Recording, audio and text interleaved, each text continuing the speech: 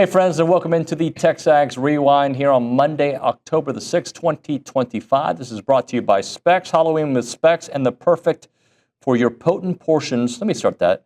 Halloween with Specs, and that perfect for your potent portions with hair-raising savings on Texas' largest selection of lower-priced wines and spirits and beers. We're here in the Rollo Insurance Studio talking about the Monday show. It was a good Monday show because the Aggies win, and anytime the Aggies win in football, it is a good time.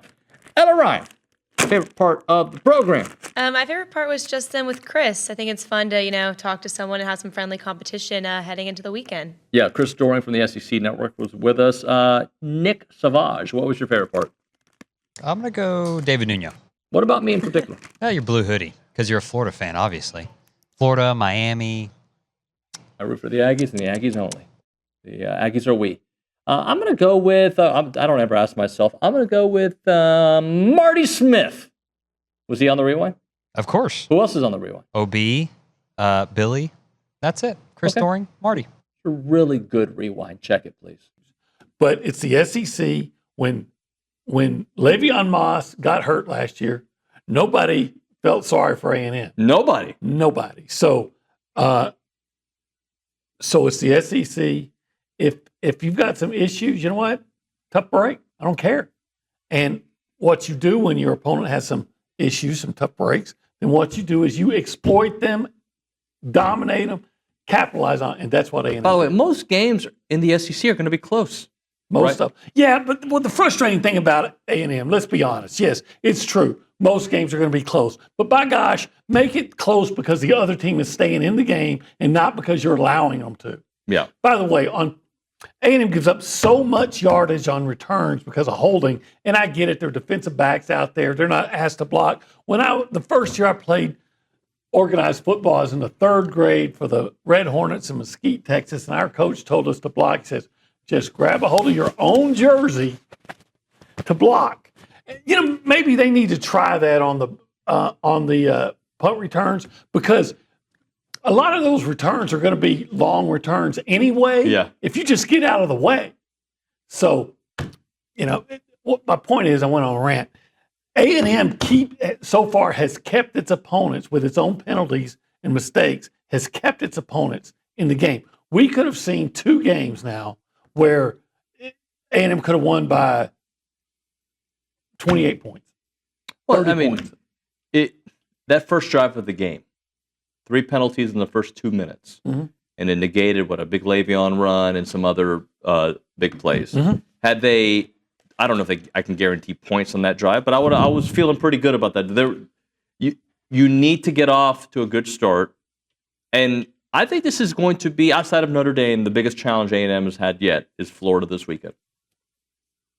Okay. I think Florida's better than Auburn. I think Florida's better than Mississippi State. I know their record may not reflect that. I think they're better. Oh no, I agree with you. They're really good, man. They're really good, and I feel like a broken record on your show because I feel like I've said this several times, and I feel like they're so complete. And you're right, there's some discipline breakdowns, but they're correctable. And defensively, what Coach Elko and Coach Bateman are doing to confuse opposing offenses and the way that Sanford and York just fly to the football, they are great players. I was midweek. I turned on the Auburn game, and I was just watching tape on the Auburn game, and I'm like, damn, man, who's 21? Because this dude is everywhere. He was so disruptive in that game. It was almost like he had their playbook because he was exactly where Jackson Arnold was at all times, and obviously that's a brilliant job schematically. And then on the other side of the ball, Concepcion is just fireworks. You just, that wick is lit, and it's just a matter of when it's going to pop off. And that's on the perimeter. That's in special teams. He's just such a dynamic player. And that crowd, I was, of course, watching on TV. I wasn't there. I was at a different game, which was also fantastic. But that crowd, man, they lived up to their mantra.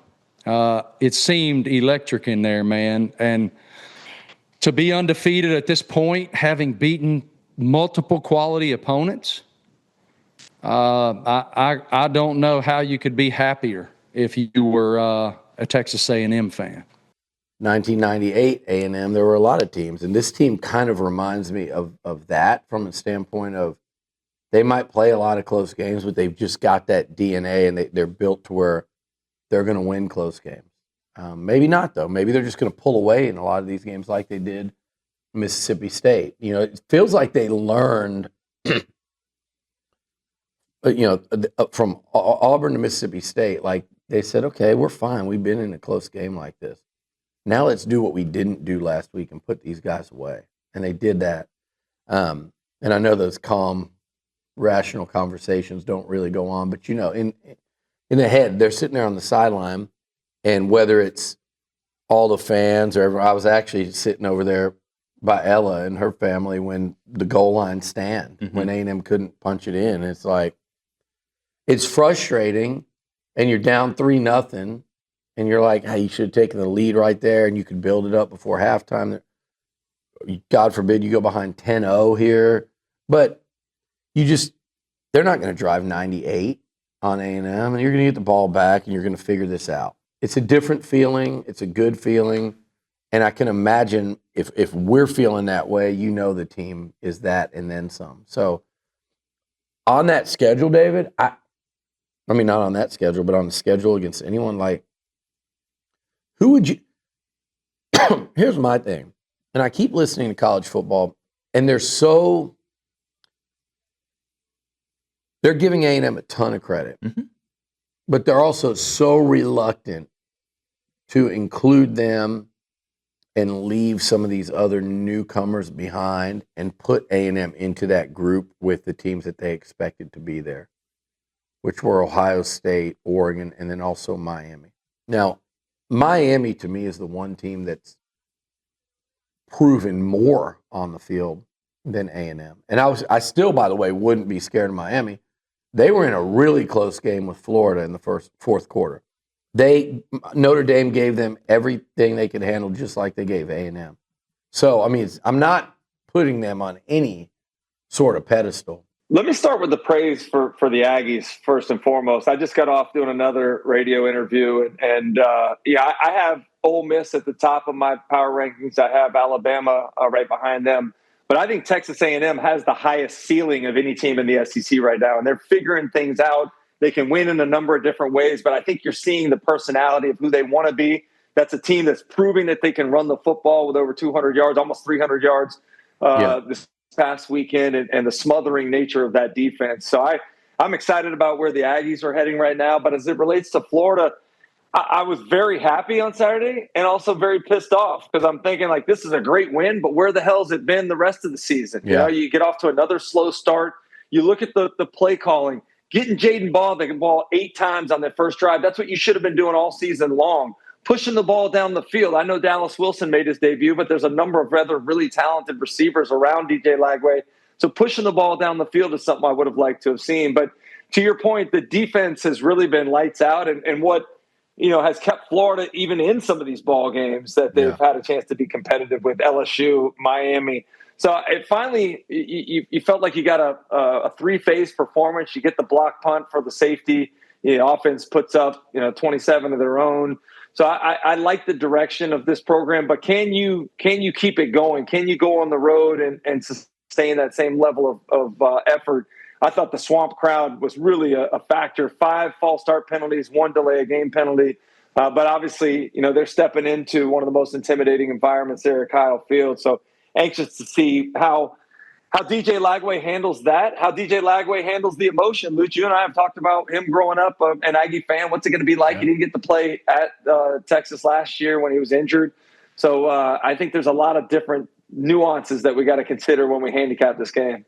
All right, Ella, I want you to tell the people what to do. If you can mix in Boom Goes the Dynamite, I'll appreciate it. Okay. Make sure, follow TexAgs on all media platforms, like and subscribe, listen, call, and chat with us. Let's hope for an Aggie win, and boom goes the dynamite.